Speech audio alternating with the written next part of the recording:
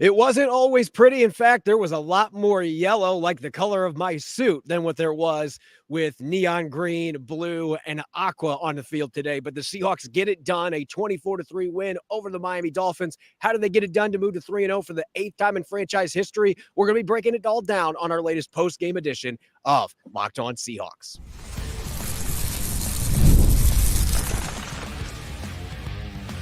You are Locked On Seahawks, your daily Seattle Seahawks podcast, part of the Locked On Podcast Network, your team every day. Greetings, 12. This is Corbin Smith, host of the Locked On Seahawks podcast here from Lumen Field. Glad to be joined, as always, by my co-host in crime here on our post-game show, Connor Benintendi, and a special thanks to all the 12s. As always, thank you for making Locked On Seahawks your first listen 5 days a week. We greatly appreciate it. The Seahawks moving to 3-0 for the first time since 2020 and just the 8th time in franchise history. Now, was it always pretty? Absolutely not. As we're going to be talking, there was a lot of ugly football today here at Lumen Field, but the Seahawks found a way to get it done against an undermanned Dolphins squad for a 21-point victory that, quite frankly, never felt that close, but the Seahawks couldn't find a way to expand their lead.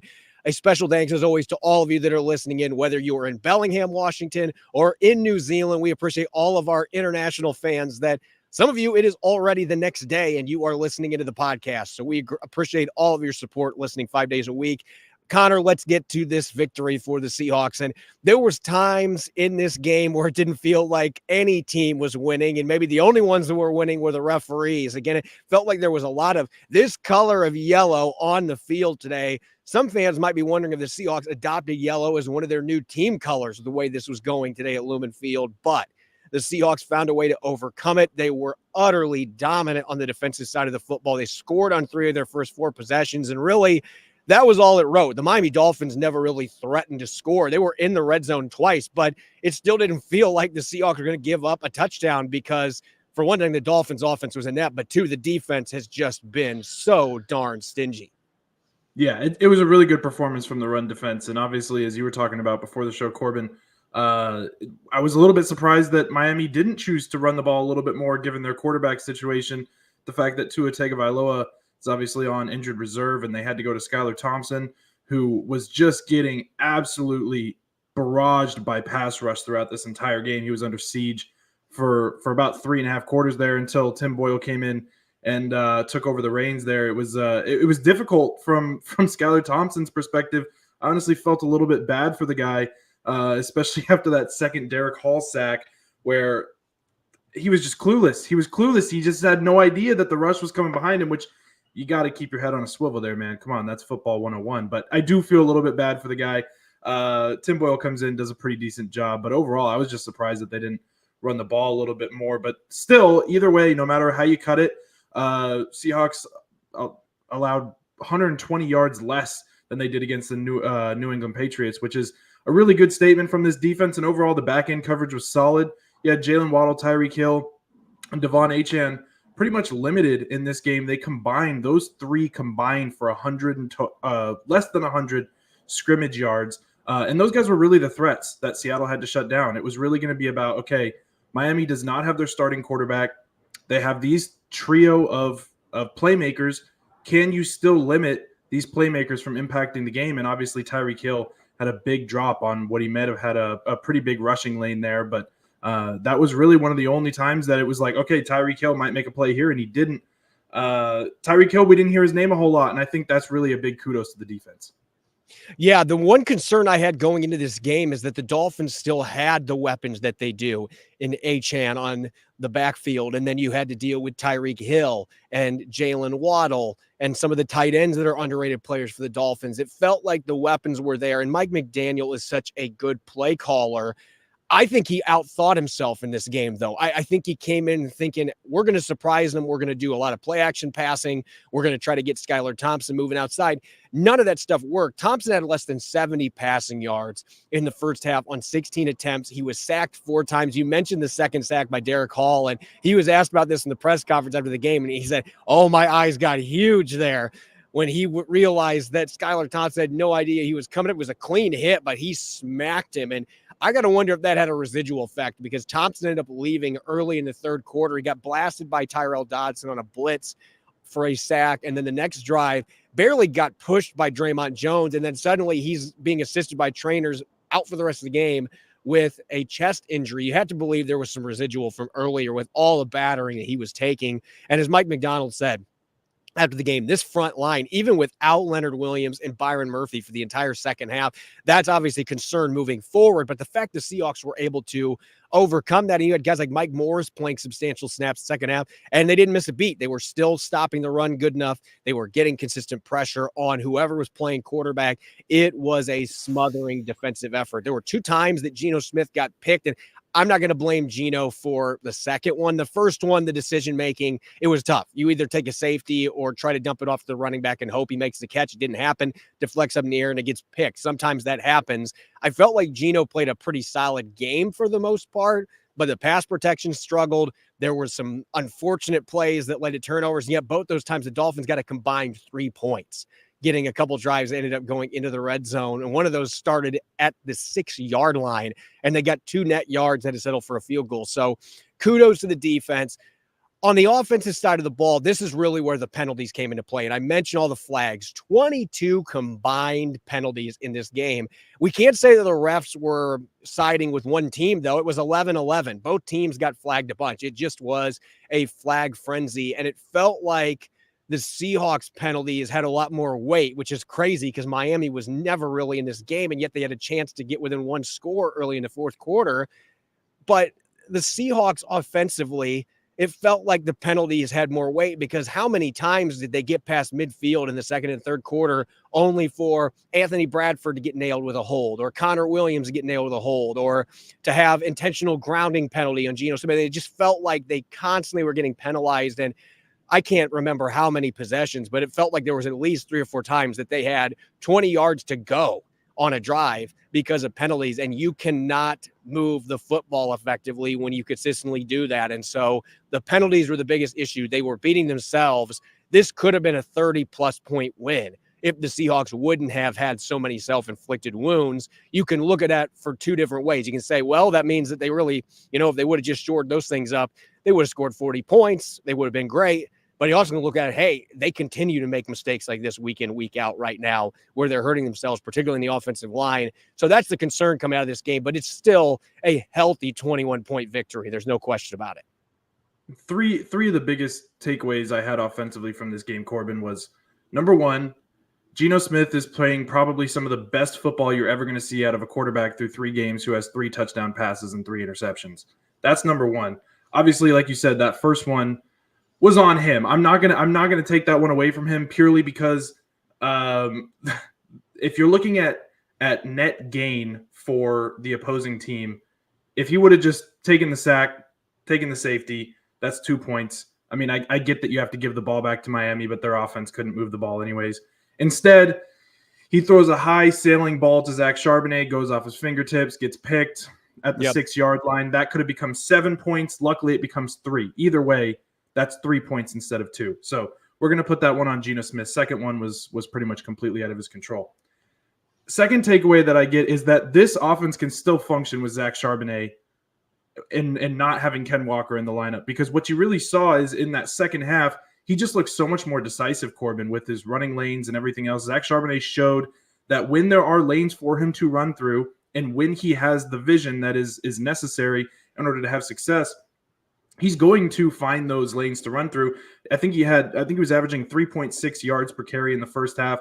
Second half, he only gets 8 carries, rushes for 56 yards. That's 7 yards per carry there from Zach Charbonnet. And he caps off that 98-yard touchdown drive to finish the game. Number 3, Corbin, is that DK Metcalf is just looking like a wide receiver 1. He has 264 receiving yards through 3 games. That's the most he's had since, guess when?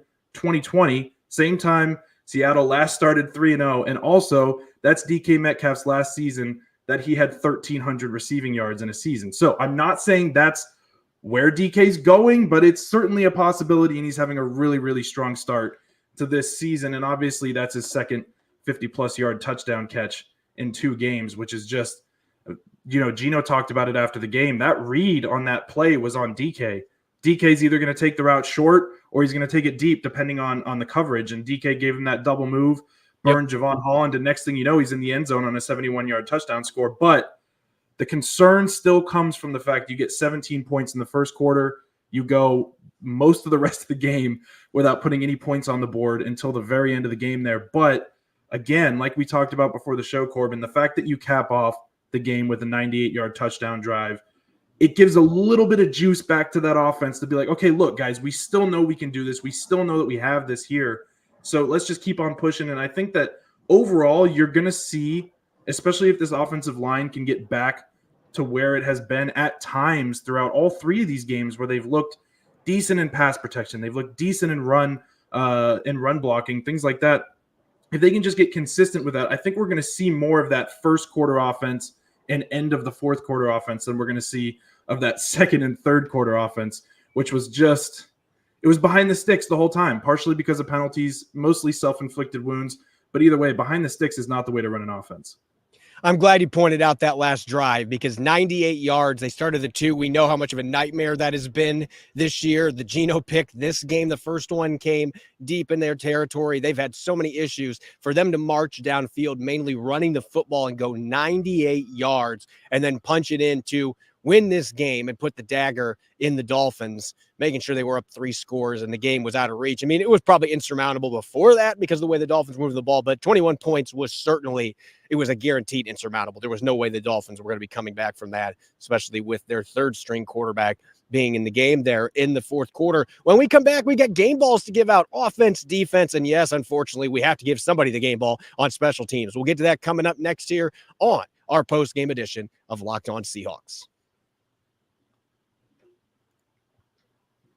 Prize Picks is America's #1 daily fantasy sports app with over 5 million active members, and Prize Picks is the easiest and most exciting way to play daily fantasy sports, unlike other apps. On Prize Picks, it's just you against the numbers. One Caleb Williams passing yard gets you 1 win on Prize Picks every week in September. That's right, only 1 yard gets you an automatic win every football weekend in September. 4 weeks of free W's. Don't miss this deal on Prize Picks because it's gone when September ends. For week 3, I had Zach Charbonnet surpassing 0.5 rushing receiving combined touchdowns. He got 2 today. And Geno Smith to surpass 238.5 passing yards. He got to 289. You can win up to 100 times your money on Prize Picks with as little as 4 correct picks. Download the Prize Picks app today and use the code LOCKEDONNFL and get $50 instantly when you play. $5. That's the code LOCKEDONNFL on Prize Picks to get $50 instantly when you play. $5. You don't even need to win to receive the $50 bonus. It's guaranteed. Prize Picks, run your game. Welcome back to the post-game edition of Locked On Seahawks. This is your host, Corbin Smith. Glad to be joined by my co-host, Connor Benintendi, and a special thanks to every one of the 12s that are tuning in after today's. Maybe we can call it thrilling, maybe we can call it ugly, but it's a win. A win is a win. The Seahawks win 24-3 against the Miami Dolphins to move to 3-0 for the first time since 2000 and just the 8th time in franchise history. Connor, let's hand out our game balls. And I know there's a lot of players we're excited to talk about. And yes, we do have to give a special teams game ball, which today that felt like maybe the weakest link for the entire game for the Seahawks. But nonetheless, we will give out a game ball there. We've got offense and defense. Let's start on the offensive side of the football. And I know there's a player that you really are chomping at the bit to talk about who last week was drawing a lot of ire from fans. And then this week really showed what he's capable of doing when he is running decisively. Yeah, Zach Charbonnet just looked so much better than last week. And I know that a lot of that really comes from the play of the offensive line. But as you see there on the screen, 18 rushes, 91 yards, and 2 touchdowns. He just looked so much more decisive. He looked like the backup running back that Seattle really thought that they had, and that's why they've invested in that room, Corbin, just because if Kenneth Walker can't play like he has the last 2 games, you need somebody like Zach Charbonnet who's going to come in and be a difference maker. Yep. And we saw that Kenny McIntosh got a little bit more play today. I know fans were clamoring for Kenny McIntosh to get more carries after last week when it seemed like they were just continuing to run into a brick wall with Zach Charbonnet. But overall, even when those lanes were not there, Charbonnet just looked like a better runner today than he did last week, and I think he is well deserving of that game ball. Yeah, his touchdown at the end of the game might have been my favorite play from the entire game. Bouncing the run outside, outrunning the linebacker, and then finishing with authority. That's really what he did that last drive. This is where those cumulative body blows come into play. And I know there are some people out there that laugh about that, especially in the analytics community. And again, I'm not taking a shot at analytics. I'm just saying there is a truth to this. If you have played the game, if you're a defender, you don't want to tackle somebody like Zach Charbonnet 20 times in a game. You don't want to because he's a hammer. You don't want to deal with that. And the Seahawks were able to gradually wear the Dolphins down. And then they only had 2 carries in the third quarter, but they went for 14 yards. If they could have been able to have less of those 2nd and 20, 3rd and 20 situations, they could have ran the ball a little bit more. Fourth quarter, they were able to do that, and Charbonnet was great. That being said, as great as he played, you mentioned DK Metcalf and the start that he's had. He has got to get the game ball today, Connor. And I'm going to, those of you that are watching on YouTube, you can see the picture that I picked out here on DK Metcalf, and that describes the game. And this was not his 71-yard touchdown. This was my favorite catch, though, that DK Metcalf had today, skying over Kendall Fuller, high pointing the football along the sideline, and then not only did he get both of his feet in bounds, he actually got 4 steps in. He tiptoed along the line backwards while he had the ball in one hand above him like he was carrying a loaf of bread. It was a phenomenal catch. And then that 71-yard touchdown, the only person that may have been more upset about that execution defensively from the Dolphins than the Dolphins themselves is probably Mel Kiper, because that was a too deep coverage look. And the Seahawks got a 71-yard touchdown going deep against it. So I'm sure that Mel Kiper, he's gotten so much slack the last few days, and quite frankly, he deserved it. But nonetheless, that proves that you can take those shots against too deep coverages. Geno Smith was saying they were playing quarter coverage on that play side, and then they were playing half coverage on the other. So it was a too deep look. Those looks obviously can be thrown against deep. It's tougher, but this is proof that it does work. But 100+ yards and just 4 catches, 2 straight 100-yard games for DK Metcalf. Had a couple of nice blocks today as well. I'm really enjoying watching him in this offense, and it feels like there's still so much to unlock yet with the inconsistency we've seen with his entire offense. So certainly excited about that. Now on the defensive side of the ball, this might have been the toughest one, you would think, because the entire defense was dominant, and yet you and I were fighting over who we were going to give the game ball to. We both have to pick somebody different. I'm going to let you have the guy that we both believe was the player of the game on any side of the football. Yeah, I think at this point, Corbin, really whoever gets the preferred game balls is really just whoever texts each other first, claiming the game balls at this point. And luckily, I just happened to text you first. Yeah. It comes down to Derek Hall. I mean, a career day for the guy. He did not have a single sack last year. He's got 3 sacks through 3 games, and we're just seeing this guy come on right now, Corbin. This is I'm lobbying for this man to somehow get into the starting lineup, but honestly, at this point, starts don't really matter with the way that Mike McDonald is rotating these pass rushers. It doesn't impact other than the box score. Derek Hall played a lot of snaps. I'm really excited to see how many snaps he played, and we're gonna get to Draymond Jones and some of the other guys who are impacting this game, but Derek Hall just was all over the place. That first sack was beautiful. The second one, he just never gave up on the play. He wasn't going to let Skylar Thompson throw that ball and get an easy pass near the sideline. The fact he was just flying around, 4 quarterback hits is beautiful. They had 12 quarterback hits on the day as a team. Derek Hall's turning a corner. I think that right now we're seeing a Boye Mafe-like leap from Derek Hall. I mean, who knows? He might even have a higher leap than Boye Mafe did last season. Boye Mafe, obviously, I think he had 3 sacks as a rookie and then 9 in his second season. And now Derek Hall already has 3 through 3 games. So if he's on pace currently for 17 sacks, I'm not saying he's going to get 17 sacks, but he is on pace for 17 sacks. So just everything that he's done really well setting the edge in the run too, Corbin. He's really just been a well-rounded edge player for this team. And I'm excited to see what he comes into, because overall, it was a concern coming into this year with Uchenna Nwosu down with a knee injury. Obviously, nobody wants to lose Uchenna Nwosu. He's an exceptional run defender, an exceptional pass rusher. But Derek Hall has made it so that this pass rush has not missed a beat, and it's been really impressive. Yeah, they haven't missed a beat, and I've got to go with another pass rusher. That is how great this defensive line was, particularly the edge guys. And Derek Hall actually got the start today over Draymond Jones, even though they were both introduced in introductions when they had the defense come out. Hall was the one out there with Boye Mafe, and I'm giving Boye Mafe the game ball. And look, I know he's missed some plays, but that was not the case in today's game. Mafe had 3 tackles. Might not seem like a lot, but he had a sack. He had 2 quarterback hits.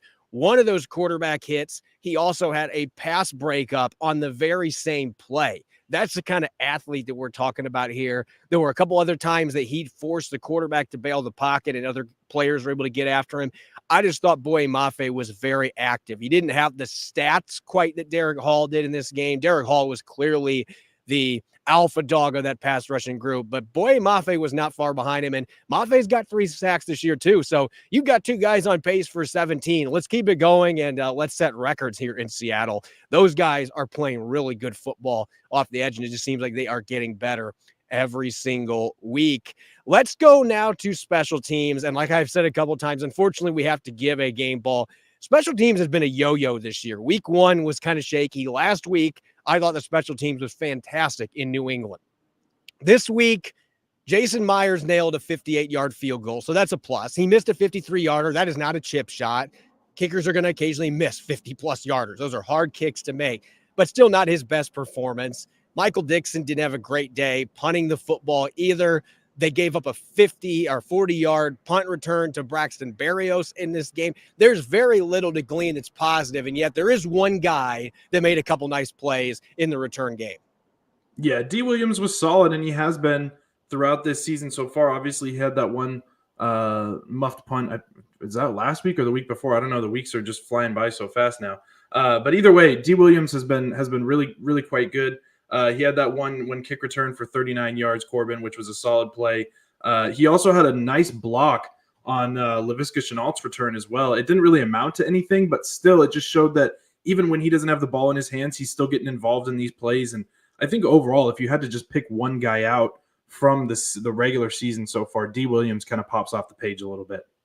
Yeah, that 39-yard return at the beginning of the game, that was one of those no, yes plays because the Dolphins split the 2 returners with a kickoff that bounced into the end zone a few yards, and Williams caught the ball in the end zone with his back turned to the oncoming coverage team. That is typically a situation you say, just take a knee. We're going to take the touchback, but not with D. Williams, and he ended up shooting outside and gets 39 yards on the return. That's one of the few guys that you will say, I will give you that kind of freedom because of your vision, your quickness, and just your overall kick and punt return savvy. So he has been good since that muffed kick. I think the decision-making is better in terms of fair catches and whatnot. There's a few times today that maybe he could have done something a little differently, but it feels like he's growing at the position as he gains experience against NFL competition. All right, let's shift gears now, Connor. As we do each and every week, it's time for 3 Up, 3 Down, our weekly stock watch. Who's hot, who's not. Basically, who are the stars that we haven't outlined so far? Maybe some guys that were under the radar, good players that had rough outings and are looking to bounce back next week. And let's start on the offensive side of the football. And look, we do this regularly in the show. If there's a player who struggled the week before and they come back and have a good performance, I don't think Noah Fant could have done a better job of taking a 180. Look, we challenged his play a little bit on the podcast this week, and some of it, I think, as he mentioned after the game, look, he missed most of training camp. This has been kind of his training camp the last couple of weeks, getting back into the swing of things in a new offense. We saw him get 6 catches for 60 yards today. Didn't have any drops. He had 2 last week. Had a couple plays where he was involved in the blocking game. We know the talent is there for Noah Fant. If he can give them 4 to 6 catches in most games and he can become more reliable in the red zone, that is still the thing they've got to unlock with Noah Fant. But if you can do that, I think it just takes this offense to a whole other level. I'm really encouraged from what we saw from him today after a really rough week 2 performance in Foxborough. Yeah, with the pocket breaking down around Geno Smith, you kind of just saw that there was a deliberate shift from Ryan Grubb to just get the ball on the short crossing routes from Noah Fant. And I think that was a great adjustment by Grubb overall. And when it comes down to it, Corbin, this was only the second 6-catch game for Noah Fant as a Seahawk since he came over in the trade from Denver. And I haven't looked at the exact yardage to see what how that translates. But overall, Noah Fant just incredible game, and it's what you want to see, especially from a tight end perspective. With all the pass catchers that Seattle has, it's nice to see Noah Fant kind of come back into focus as like oh yeah, this guy still exists. Whenever everybody else is pretty slow, we still do have a pass catching tight end who can kind of change the game a little bit. So it was encouraging to see him come back into under the microscope and be able to contribute in this game overall. But defensively, Corbin, Draymond Jones, he came back into this one pretty quickly, and I know we were hammering on him a little bit. I think it was last week, just because we haven't felt him, right, Corbin? We haven't felt him kind of just on the field, just show up, just making plays here and there. But Draymond Jones, he was an active participant in terms of the pass rush today and what Seattle was doing defensively. He finishes with, 5 total tackles, 1 sack, 1 tackle for loss, 2 quarterback hits. So he was right there with Boye Mafe and Derek Hall in terms of the box score at least. But you also just felt him a little bit more in run defense. I was much more satisfied with what I saw out of him. I don't know, maybe there was some talks during this past week of practice and everything like, dude, come on, let's get it in gear. You're making a good bit of money. We're paying you to do this. Let's feel you a little bit on the field a little bit more. So overall, just, I don't know if it was a product of the pass rush coming together as a group or if it was really Draymond just kind of stepping up by himself, but I was much happier with Jones's performance. Yeah, I just felt like there was a more consistent effort. We talked about this last week. He had a splash play with a tackle for loss early in the game in Foxborough, and then we didn't really see anything from him the rest of the game. It was extremely quiet. It was AWOL. Today, you did feel number 55 out there. And look, he may be in a very similar situation to what Noah Fant was talking about. This is a guy that missed a lot of training camp the entire preseason. He may still be getting his feet underneath him after having a hamstring injury that kept him out for a while, but he was active today. And maybe he had a fire lit under him because, oh, by the way, Derek Hall's the one that started, not Draymond Jones. So I think that is something that may be weighing into this too. Like, hey, I don't want to keep losing snaps to this kid. I got to elevate my game. I thought number 55 was active. He was credited with a strip sack when Skylar Thompson just dropped the ball. But who was pressuring him on that play? It was Draymond Jones. So they rightfully changed that from a team sack to being Draymond Jones's because he was the only one back there. You got to give him that one. I thought he was much more active today. We got to see him against the run a little bit. He stepped in at defensive tackle more than we've seen out of necessity with Leonard Williams and Byron Murphy being out. So a really solid game from him. And I want to give some love to number 42, Drake Thomas. Now, this is a guy that I loved coming out of the draft a couple of years ago at North Carolina State. If you go back and listen to Rob and I's draft analysis a couple of years ago, he was a guy we were talking early day 3. And he ended up going undrafted. The guy put up impressive numbers for the Wolfpack. Last year got hurt early in the season after the Seahawks claimed him off waivers from the Raiders. I didn't expect to see him very much in the field today, but when they were playing in their nickel and dime packages, they were subbing him in a lot. He was playing for Tyrese Knight. Those two really had an even split. We don't have the snap counts yet, but it felt like we got to see both these guys make a lot of plays. I want to give Drake Thomas some love, though, because you can see the athleticism chasing down ball carriers in coverage. He had a pass breakup in this game. I thought, as Mike McDonald said after the game, you could feel him out there. He was making his presence felt. He earned more snaps as the game went on. Look, it is possible that Drake Thomas and Tyrese Knight are your two guys that they're going to end up leaning on potentially. I think Tyrell Dodson is playing well enough to justify a new contract. But look, Drake Thomas can do some things too and had a really fun game today.